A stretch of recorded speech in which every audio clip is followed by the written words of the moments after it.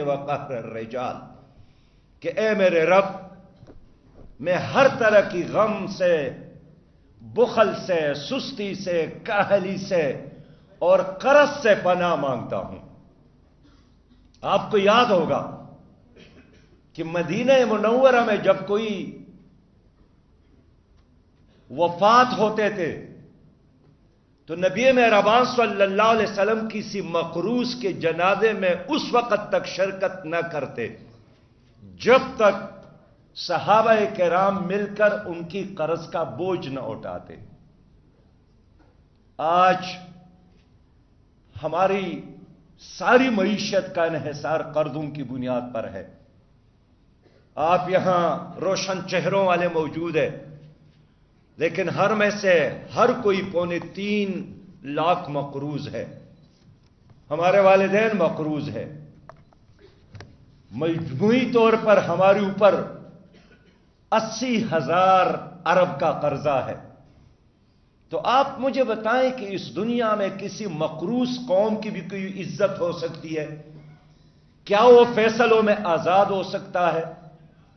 کیا وہ اپنی من کا خود مالک بن سکتا ہے؟ غلامی کی طرف جانے کا پہلا قدم وہ مقروض ہونا ہے۔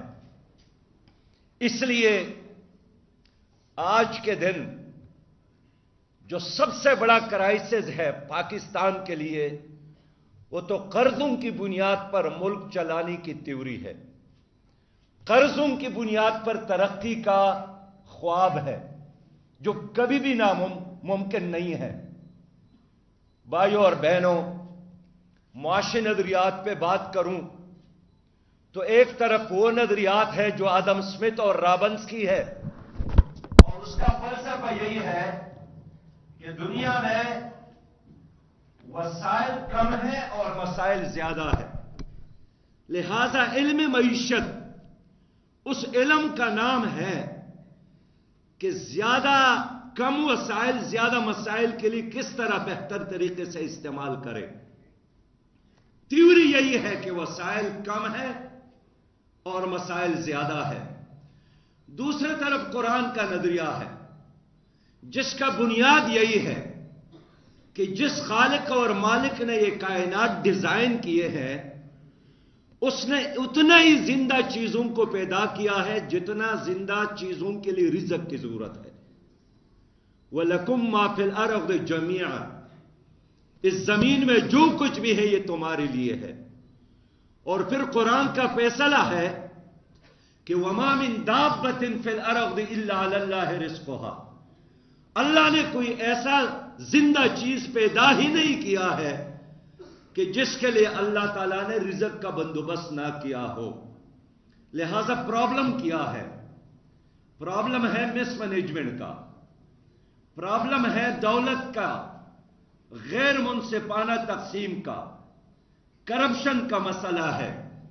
لیکن میں ایک اور اینگل سے آج بات کرنا چاہتا ہوں کہ ہمارے دین کے بارے میں لوگ سمجھتا ہے کہ یہ نمازوں کا، روزوں کا، حج کا اور ذکر و اذکار کا نام ہے، اور دنیا کے معاملات سے دین کا کوئی لینا دینا نہیں ہے۔ لیکن کیا آپ جانتے ہیں کہ نبی مہربان صلی اللہ علیہ وسلم جب مکہ سے ہجرت کر کے مدینہ آئے تو انہوں نے 2 کام کیے تھے۔ ایک مسجد نبوی کی بنیاد رکھی، اور مسجد نبوی کے ساتھ نبی مہربان صلی اللہ علیہ وسلم نے مارکیٹ کی بنیاد رکھی، اس لیے کہ مدینہ کے لوگوں پر یہودیوں کا معاشی قبضہ تھا۔ جس طرح آج کا ورلڈ بینک اور IMF ہے جنہوں نے دنیا کے ہر ملک کو، ہر قوم کو مقروض بنانے کی سازش کی ہے، اسی طرح مدینہ کی یہودیوں نے ہر مدینے کے باشندے کو مقروض بنایا تھا۔ اللہ کے رسول نے سب سے پہلے اپنی قوم کو، مدینہ کے لوگوں کو یہودیوں کی اس معاشی غلبے سے نجات دلانے کے لیے مارکیٹ کی بنیاد رکھی، اور دعا بھی کی کہ اللہ اس آدمی کی رزق میں برکت ڈالے جو ہمارے مارکیٹ میں آ کر کاروبار کرے۔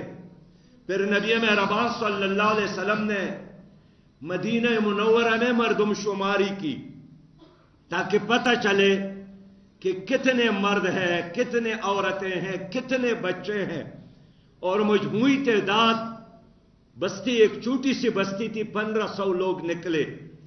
پھر نبی مہربان صلی اللہ علیہ وسلم نے انوائرمنٹ کو بہتر بنانے کے لیے ایک حکم نافذ کیا کہ مدینہ کے بستی میں کوئی پودوں اور درختوں کو نہ کاٹے، دفاع کو مضبوط بنایا، تعلیم پر توجہ دی، اور سب سے پہلے یونیورسٹی انہوں نے مدینہ کی مسجد میں قائم کی، جہاں 1500 کے آبادی میں 70 بچے ہاسٹل میں رہتے تھے، اس کے ساتھ 9 مزید مراکز تھے۔ اور اندازہ کر لے کہ جب 2 ہجری میں بدر کے معرکے میں 70 سے زیادہ مکہ کے لوگ گرفتار ہو گئے، تو ان پر لازم کیا گیا کہ جو فدیہ یا جرمانہ نہیں دے سکتے وہ آ کر ہمارے بچوں کو پڑھائیں۔ وہ جو مکہ کے لوگ تھے وہ کیا پڑھاتے تھے؟ کیا وہ فقہ پڑھاتے تھے؟ کیا قرآن اور حدیث پڑھاتے تھے؟ کیا دین سکھاتے تھے؟ نہیں، وہ دنیا کو چلانے کے لیے اس وقت جو مروجہ نظام تعلیم تھا اسی کے وہ ماہر تھے۔ لیکن نبی مہربان صلی اللہ علیہ وسلم نے ان کے رہائی کے لیے یہی شرط عائد کی کہ ہر قیدی ہمارے 10 بچوں کو پڑھائے۔ اور یہ نبی مہربان صلی اللہ علیہ وسلم ہیں جنہوں نے اس زمانے میں زید بن حارث کی ڈیوٹی لگائی کہ کم از کم عرصے میں دوسرے زبانوں کو سیکھو، اور اس نے 15 دن میں عبرانی زبان سیکھی، پھر پارسی زبان سیکھی، پھر یونانی زبان سیکھی، اور پھر حبشی زبان سیکھی۔ اس کا مطلب یہی ہوا کہ ہمارا دین وہ انوائرمنٹ پر بھی توجہ دیتا ہے، حصول علم پر بھی توجہ دیتا ہے، معیشت کے بہتری پر بھی توجہ دیتا ہے۔ اور یہاں میرے بہنیں موجود ہیں، نبی مہربان صلی اللہ علیہ وسلم کی ایک اہلیہ ہے جس کا نام حضرت حفصہ رضی اللہ تعالیٰ عنہا ہے۔